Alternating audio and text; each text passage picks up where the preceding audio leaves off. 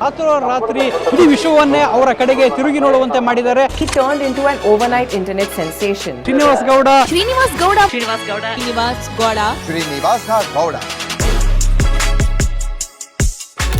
ಗೌಡ ಅಂತ ಹೇಳಿದ್ರೆ ಇಂಡಿಯಾದ ಹುಸೇನ್ ಬೋಲ್ಟ್ ಅಂತ ಹೇಳ್ತಾರೆ. ಕಮಲದಲ್ಲಿ ಬೇರೆ ಬೇರೆ ಕ್ಯಾಟಗರೀಸ್ ಕೂಡ ಇರ್ತದೆ, ಅಂದ್ರೆ ಅದ್ರ ಬಗ್ಗೆ ಏನ್ ಹೇಳ್ತೀವಿ? ಈಗ ಕಮಲದ ಕೋಣಕ್ಕೆ ಏನೇನು ಒಂದು ಪ್ರಿಪರೇಷನ್ಸ್ ನಡೆಯುತ್ತೆ? ನಮ್ಗೆ ಚಿಕ್ಕ ಗಾಯ ಆದ್ರೆ ಈಗಿನ ಕಾಲದವರಿಗೆ ಅದು ಜಾಸ್ತಿ ಆಗುತ್ತೆ. ಅವಾಗ ವರ್ಲ್ಡ್ ರೆಕಾರ್ಡ್ ಮಾಡಿದ್ದೆ. ಅವಾಗಿನ ಸ್ಪೋರ್ಟ್ಸ್ ಮಿನಿಸ್ಟರ್ ನಿಮ್ಗೊಂದು ಆಫರ್ ಕೊಟ್ಟಿದ್ರು, ನೀವು ಅದನ್ನ ರಿಜೆಕ್ಟ್ ಮಾಡ್ತೀರಾ? ಒಂದು ಕೋಣ, ಕಂಬಳದಲ್ಲಿ ಓಡೋ ಕೋಣ, ಅದು ಡಯಟ್ ಹೇಗಿರುತ್ತೆ?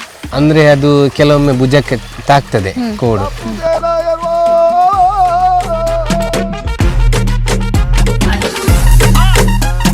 ಚಿಕ್ಕಲ್ಲಿ ಹೋಗಿ ದೊಡ್ಡಲ್ಲಿ ಬರ್ತದೆ. ಕೋಣ ಸಾಕುವಾಗ ನಾವು ಅದಕ್ಕೆ ಮೂಗ್ ದಾರ ಹಾಕ್ತೇವೆ, ಅದು ಯಾಕೆ? ಅದೇ ಒಂದು ಕಮಲದಲ್ಲಿ ಅಡ್ಡಲಾಗೆ ಮತ್ತೆ ಕನಾಲಾಗೆ ಕೋಣ ಓಡಿಸಿದ್ರೆ ಅದು ಪುನಃ ರಿಟರ್ನ್ ಬರ್ಲಿಕ್ಕಿಲ್ಲ.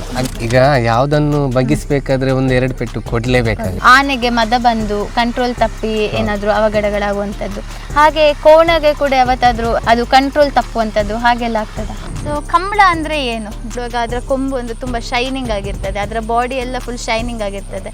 ಸೊ ಹಾಗೆ ಬರ್ಲಿಕ್ಕೋಸ್ಕರ ಏನೆಲ್ಲ ಮಾಡ್ತಾರೆ? ಇರ್ತದೆ ಮೈ ಕೈಯೆಲ್ಲ ನೋವು, ತುಂಬಾ ಕಷ್ಟ ಕೋಣ ಓಡಿಸ್ಲಿಕ್ಕೆ. ಅನಿಮಲ್ ರೈಟ್ ಆಕ್ಟಿವಿಸ್ಟ್ ಅಂತೆಲ್ಲ ಇರ್ತಾರೆ, ಅವ್ರು ಹೇಳ್ತಾರೆ ಇಲ್ಲ, ನಾವು ಪ್ರಾಣಿಗಳಿಗೆ ಇದೆಲ್ಲೋ ನಾವು ಸಂಸ್ಕೃತಿಯ ಹೆಸರಲ್ಲಿ ನಾವು ಅದನ್ನ ಕರ್ಕೊಂಬಂದು ಅದಕ್ಕೆ ಹಿಂಸೆ ಮಾಡ್ತಿದ್ದೇವೆ ಅಂತ. ಅದ್ರ ಬಗ್ಗೆ ಏನು ಹೇಳ್ತೀರಾ? ಹೌದಾ?